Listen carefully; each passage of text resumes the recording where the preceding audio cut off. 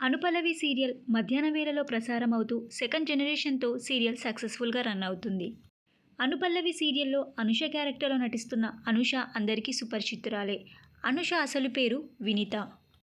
వినీత ఇంతకు ముందు ఊహల గుసగుసలాడే మరియు దేవతలారా దీవించండి సీరియల్లో నటించారు. ఇక విషయానికి వస్తే అనుష అదేనండి వినీత ఎంగేజ్మెంట్ నిన్న చాలా గ్రాండ్గా జరిగింది. వినీతకు కాబోయే భర్త పేరు రాకేష్.